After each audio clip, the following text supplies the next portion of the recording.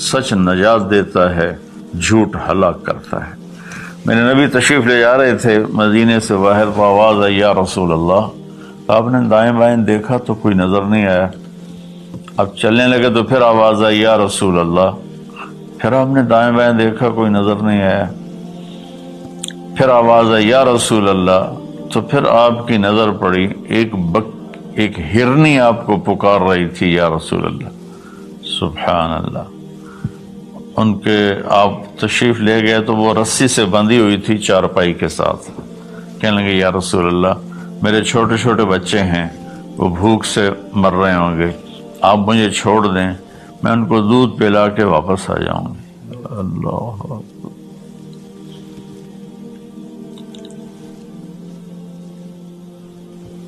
ایک جانور اطاعت کے لیے اتنا بڑا جذبہ دکھا رہا ہے کہ میں آ جاؤں گی، اور اسے پتہ ہے کہ میں آؤں گی تو پھر میرے ساتھ کیا ہوگا، میں پھر کبھی دوبارہ واپس نہیں جا سکوں گی، مجھے ذبح کیا جائے گا، مجھے پکایا جائے گا، کھایا جائے گا۔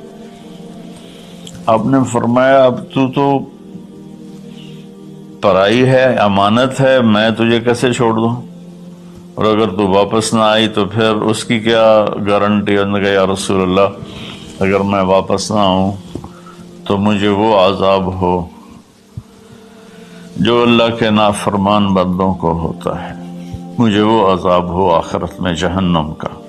تو آپ نے اس کی رسی کھول دی اور وہ دوڑ لگا دی اس نے، اور آپ وہیں تشریف فرما ہو کے دیر ہوتی چلی گئی تو آپ کی تشویش بڑھتی گئی۔ وہ جو مالک مکان تھے وہ بھی نہیں موجود تھے، کہیں باہر ہوں گے۔ کافی دیر کے بعد آپ نے دیکھا وہ پہاڑ کی چوٹی سے نیچے آ رہی تھی، اور بھاگتے بھاگتے بھاگتے میرے نبی کے قدموں میں آ کے سر رکھ دیا، یا رسول اللہ میں حاضر ہوں۔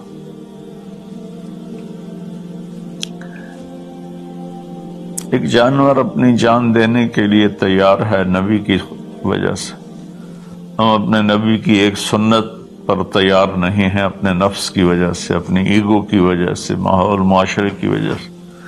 آپ نے اس کو پھر رسی سے باندھ دیا اور وہیں بیٹھ گئے۔ کچھ دیر کے بعد مالک آیا، اس نے دیکھا اللہ کے نبی کو، جیسے یہ ہمارے دیہاتوں میں ہوتا ہے، جب میں اپنے گاؤں میں ہوں تو کچھ لوگ اپنے جہاں زمین ہوتی ہے نا وہاں چھوٹے چھوٹے مکان بنا لیتے ہیں اور وہیں رہتے ہیں۔ تو یہ صحابی بھی ایسے ہی تھے کہ انہوں مدینے سے باہر مکان بنایا ہوا تھا، بکریاں تھی، ریوڑ تھے۔ تو اس نے حیرت کا اظہار کیا، یا رسول اللہ آپ یہاں کیسے تشریف لائے؟ کہا میں ایک درخواست کرنا چاہتا ہوں۔ تو ان کی یا رسول اللہ فرمائیے درخواست کا کیا مطلب ہے؟ کہ یہ ہرنی مجھے ہدیہ کر دو، مجھے دے دو۔